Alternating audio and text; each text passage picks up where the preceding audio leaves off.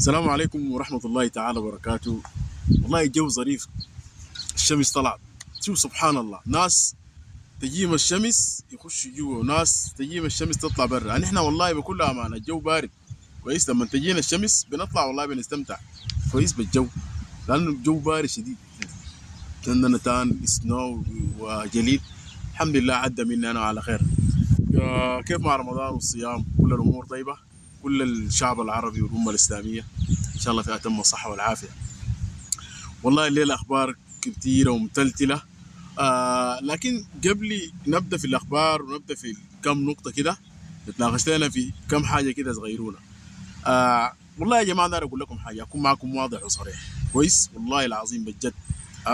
إعلام الأهلي المصري وجمهور الأهلي المصري والأهلي المصري ذاته نفسه، لعيبة الأهلي المصري والجهاز الفني وكل المنظومة دي، والله بكل أمانة أقول لكم خايفين ومخلوعين من الهلال.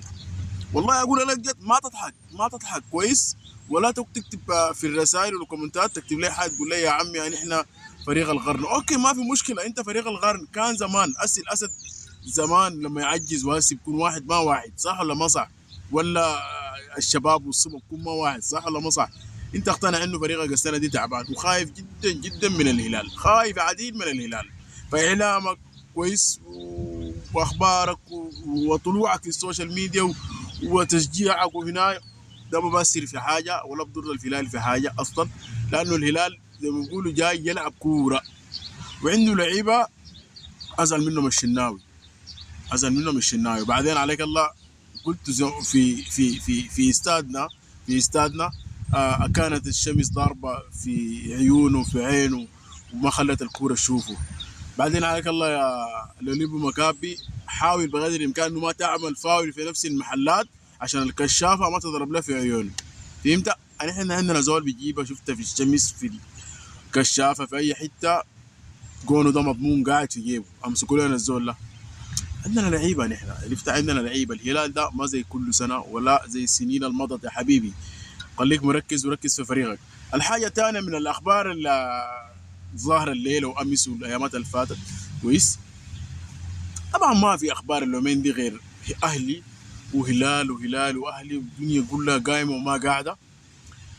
الحاجه الثانيه مدرب الاهلي كولر خايف، يعني عنده لعيبه مشوا المنتخب مع مصر، ولعبوا مباراه امام ملاوي غلبوا فيها اثنين، وعنده لعيبه في المنتخب الاولمبي. فبيشكي من الحاجه دي في مجهود وشنو ما تعرف، وداير يتاكد منهم وهنا انه عارف ده. شوف ده مدرب عارف قيمه المباراه الجايه شنو. انتوا كجمهور وكاعلام عايشين نفسكم في الوهم انه والله المباراه سهله في يدنا والمباراه في ارضنا. يا اخي في ارضك ايش يعني؟ في ارضك يعني شنو يعني؟ بتسبحنا يعني كده، بتمسكني كده بتقتلنا يعني؟ ما كوره جوا الملعب.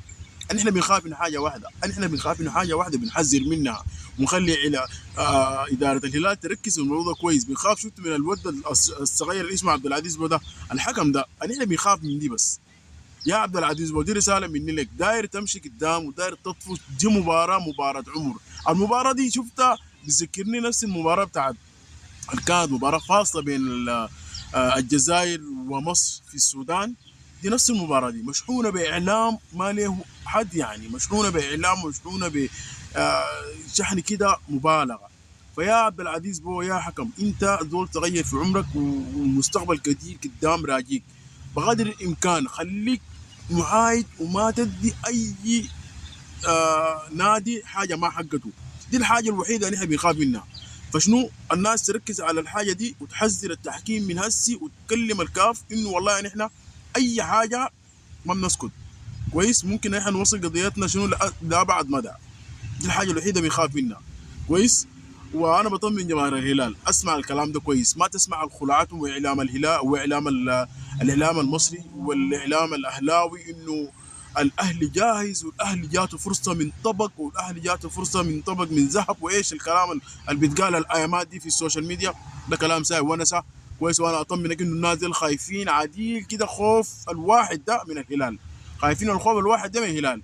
ليه خايفين؟ انا بقول لك الهلال جاهز، لعيبه جاهز، مدرب جاهز، اداره جاهز، صح؟ ده الشيء اللي حاصل كويس. الحاجه الرابعه 4-3 فرص انا خاشي بيها، بدرين بزعط، بنغلب 2-1 بزعط، انا بغلب بزعل، دي كلها فرص. فالاهلي خايف من الحاجه دي. فهمتوا الكلام ده؟ الاهلي خايف من الحاجه دي. طيب الحاجه الثانيه، انا ما عارف ليه يا اداره الهلال مسفر البعثه لمصر قبل المباراه بثلاث يوم. ليه ما عارف؟ انا مسافرين يوم 28 اللي هو يوم الثلاثاء، المباراه يوم واحد، يعني انت هتقعد انت هتصل يوم 28 29 30 31 ثلاثة ايام انت قاعد في مصر. ليه؟ مصر هذه لا يا حبيبي 40 دقيقه بالطياره. ما في سبب واحد بخليك انك تسافر بدري وتمشي بدري عشان تقعد هناك وتشحن روحك وتشحن نفسك من الجماهير، من الاعلام، من حاجات سلبيه. اقعد في بلدك، اقعد في ملعبك، سافر قبل المباراه بيوم واحد، اتمرن في التمرين الختامي، التمرين الرئيسي في المباراه، بعدها خش المباراه. ما في سبب، انا غاتي ما شايف في سبب انه بخليك تطلع شنو في الوقت ده تسافر بدري كده. الحاجه الثالثه والرابعه، خلاص اوكي انتوا قررتوا تسافروا، وانا احنا بننبه كويس وبنطالب، تمام. آه اداره الهلال كويس تطلب تامين شامل وكامل للبعثه من كل النواحي، في الفندق، في الملاعب، ما دارين اي معاكسات، ما دارين اي مضايقات، لانه هم بيحاولوا يحاربوك برا في قبل المباراه، برا الملعب، بكل السبل، بكل السبل، عشان يهزموك كويس نفسيا، يهزموك معنويا، انت تيجي خاشي الميدان مغلوب. فهمت الكلام ده؟ لغايه هنا اقول لكم مع السلامه، في امان الله، الى نلتقي ثاني. السلام عليكم.